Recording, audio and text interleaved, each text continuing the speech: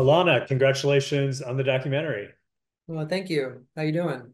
I'm great, thanks. So it's a super interesting documentary. Let's start at the beginning. Tell us a little bit about your childhood and a bit about how you grew up and first realized that you were trans. Well, growing up as a queer kid in the South in the 90s, it went about as you would expect. Uh, there was a lot of bullying. There was some abuse. I think you've probably got a passing familiarity with that from the documentary itself. Yeah, I mean, it wasn't an easy time. It wasn't an easy time. Yeah, and you had very religious parents who, tried to,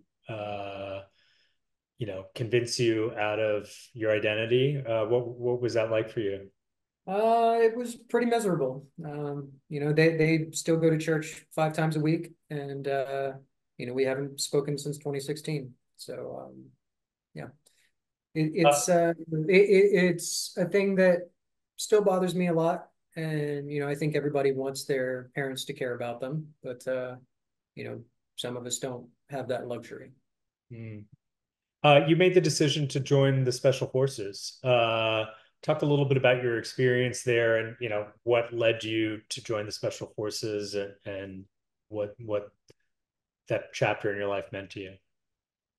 Well, as some of the other stuff, it's a little dark. When I joined up, it was because I had expressed to my parents that I was still having issues around my gender, and I needed something to change. And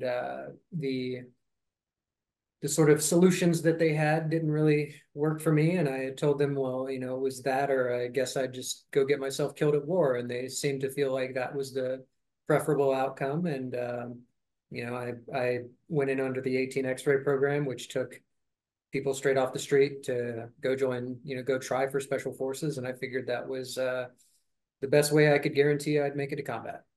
And what was your experience there, with working with guns, working with all that stuff? How did that change you? Was there part of you that Say my experience in special operations was I mean, it definitely changes you. It puts you in a certain mindset. You tend to look at people. You don't think of people as people. You think of them as obstacles to be overcome.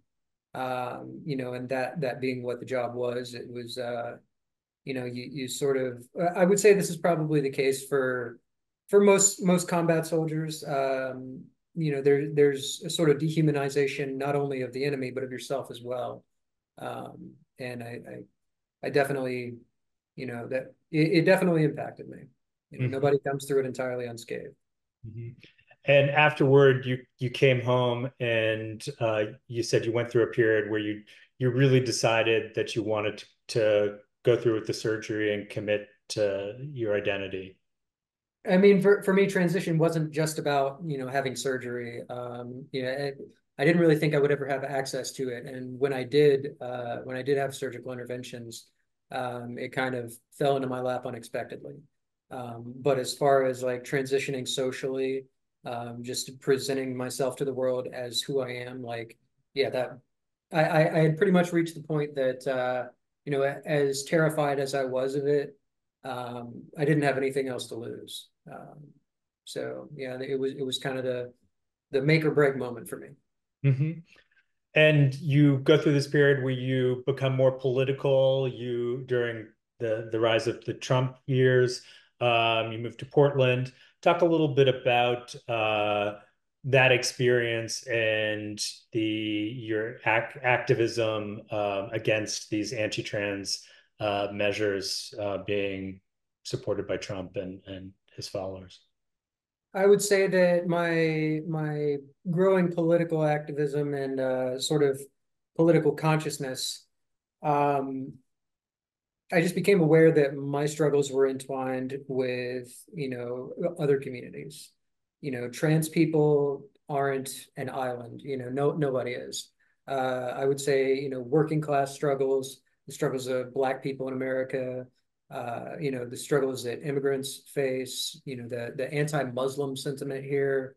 I became intensely aware that all of our struggles were interconnected. And a lot of times the sort of identity politics that people engage in are often a distraction from the greater, more pressing issues. So I just kind of became aware that, my liberation is contingent upon liberation for everyone. Hmm. And that's why I sort of got involved with a lot of other activism beyond just trans issues. And talk about how you first got into MMA and your work with Fallon Fox. Well, as far as MMA goes, I was always kind of a fan of it from like the early days of the UFC, and the smaller promotions that I saw popping up. I always had an interest, but back in the '90s, there weren't MMA gyms or anything. But I guess when I was in the army is when I really got into it. I was paying for pay-per-views. I was watching like every fight I could get my hands on. And it was something that was, it held my interest. It sort of, it applied to the work I was doing at the time. And, ultimately, when I connected with Fallon and we started chatting over the internet a few years ago, and then, going to train with her in Chicago, it just, I don't know, things just kind of fell into place. And, Fallon gave me a little push, and I went for it. But still, you've had a hard time even finding a place to train. And when this fight with Celine came up, there was a major social media backlash to it. Talk a little bit about the kind of resistance to you as a trans MMA. Well, the backlash goes beyond just fighters. I think anybody that has, well, I mean, at this point, it's unavoidable. You don't have to be involved in, news around trans people to have heard something.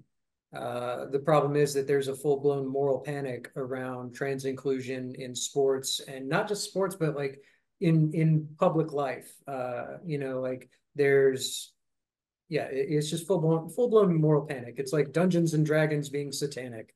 It's trans people have been forced into this position of being like a social boogeyman, and there's a lot of uh, people with bad intentions and a lot of money pushing these kind of narratives. So yeah, it makes it hard for me to find fights. It makes it hard for a trans woman to walk down the street without being harassed. And you've been very direct in challenging the people who challenge you and being, very, fighting back, with words, to these people online and otherwise. Some of them are shown in the documentary. Talk a little bit about, what you say to them. Like, what is your, how you articulating this defense? Well, I kind of learned early on that being silent, being quiet doesn't benefit you. You know, there's not a lot of people standing up for trans rights right now. Even even publications and organizations whose mandate has been, queer liberation. Recently, there have been some pretty high profile ones that have just decided that, well, trans people are too much of a hot button and they'd rather appeal to advertisers. So their support has waned. Mm. So I learned early on that nobody else was going to stick up for me and I had to do it myself. I hope that whatever advances I'm able to make might help other trans people down the road from me.